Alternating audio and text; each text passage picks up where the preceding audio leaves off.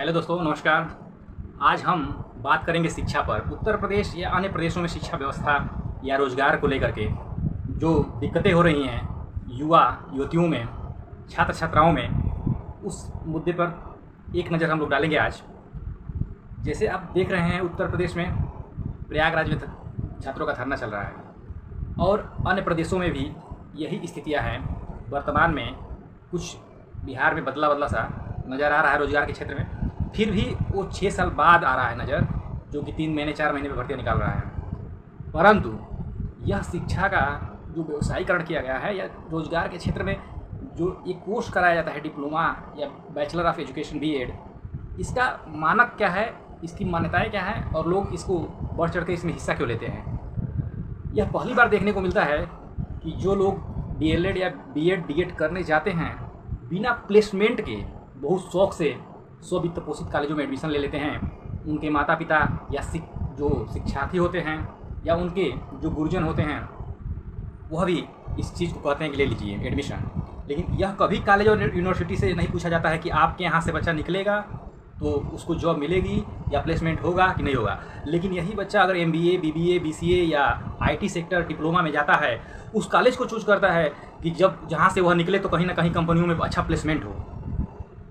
सरकार कभी भी जिस यूनिवर्सिटी से बीएड या डीएलएड का प्रशिक्षण करवा रही है लाखों की तादाद में, कभी उससे यह पूछा है यूनिवर्सिटियों ने कि मैं तो यह प्रशिक्षण दे रहा हूँ, लेकिन इन शिक्षकों को या इन प्रशिक्षुओं को कहीं रोजगार मिल भी रहा है कि नहीं मिल रहा है। तो इसमें कहीं ना कहीं जो कर रहा है, जो पैसा दे रहा है और जो इसकी दुकान खोला है, सभी इसके दोषी हैं और इस पर विशेषज्ञों को, न्यायपालिका को इस पर ठोस कार्रवाई करनी होगी। पहले डीएलएड का प्रशिक्षण, जो पूर्व नाम इसका बीटीसी है, यह डाइटो से होता था और एक प्रवेश परीक्षा होती थी इसमें। लेकिन आज के समय में मैं बताऊंगा, यह प्रशिक्षण एक दुकान सी हो गई है और इसमें लोगों को आज जो स्ववित्त पोषित कॉलेजों को पैसा लेकर के मान्यताएं दिया जा रहा है, मैं यह दावा के साथ कह सकता हूं खुल करके, किसी भी प्रदेश में सबसे ज़्यादा उत्तर प्रदेश, बिहार तो उत्तर प्रदेश से भी कम है, बिहार तो कहीं कहीं सही है, वहाँ पे प्राइवेट स्कूल कम है, इसलिए वहाँ पे सरकारी विद्यालयों में पढ़ने वालों की संख्या ज़्यादा है। वहाँ शिक्षक और छात्र का अनुपात नहीं देखा जाता है और न देखा जा रहा है। लेकिन यह जो खेल खेला जा रहा है 6 सालों से, यह उत्तर प्रदेश में ही है कि छात्र और शिक्षक का अनुपात देखा जा रहा है, विद्यालयों को मर्ज किया जा रहा है। क्यों? क्योंकि यहाँ पर बिना मानक प्राइवेट विद्यालय खोले जा रहे हैं, बिना मनमर्जी के, और पैसे की उगाही करने वाले लोग पैदा हो रहे हैं। ये सबसे ज़्यादा खेल उत्तर प्रदेश में है, जिसकी आबादी सबसे अधिक है देश में। तो ऐसा अगर चल रहा है तो जब गले से ऊपर पानी जाएगा तो एक ना एक दिन तो ये दुकान बंद होना ही है। वही समय आ रहा है।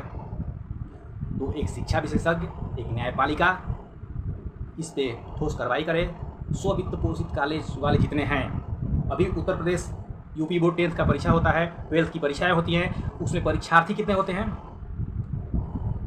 कम से कम 13 लाख 14 लाख परीक्षार्थी होते हैं।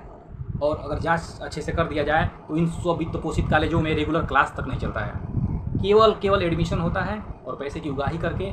और ये परीक्षार्थी अपना प्रमाण पत्र जब लेते हैं तो इनको ये नहीं पता होता है कि रोजगार की गारंटी, और यही लोग शिक्षित बेरोजगारी की लाइन में खड़े हैं।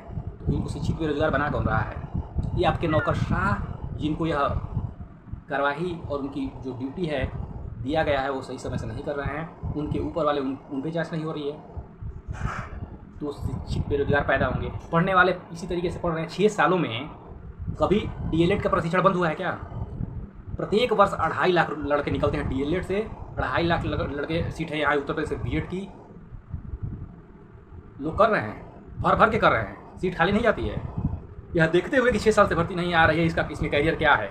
लेकिन लोगों को सरकारी नौकरी, और सरकार भी खेल खेल रही है, लीजिए सरकारी नौकरी।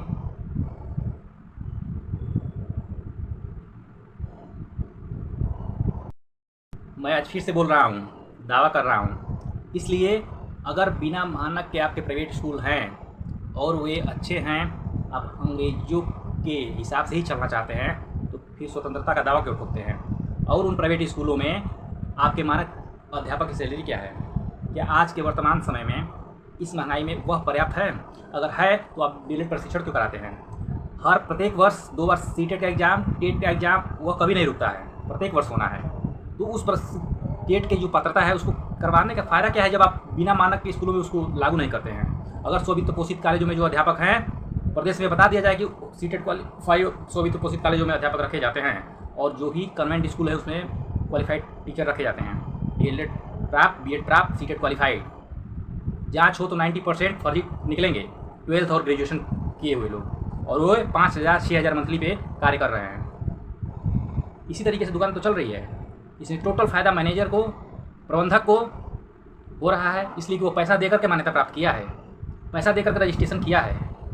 उसके कॉलेज की चारदीवारी सुरक्षा छात्रों के बल्कि मद्देनज़र न हो, लेकिन उसको मान्यता मिल गई है और वो अपना दुकान चला रहा है, अच्छे से चला रहा है।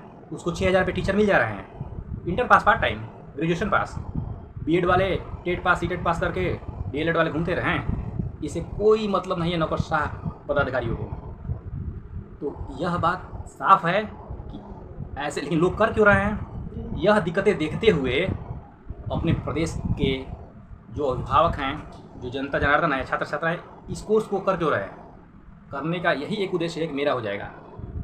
हज़ारों लाखों की भीड़ में उम्मीद लगाए लोग कर रहे हैं कि परीक्षा आएगी तो मेहनत करके हो जाएगा, लेकिन इस तरीके से हो तो जाएगा, उम्मीद है, लेकिन उम्मीद को देने वाले लोग किस खरे उतर रहे हैं?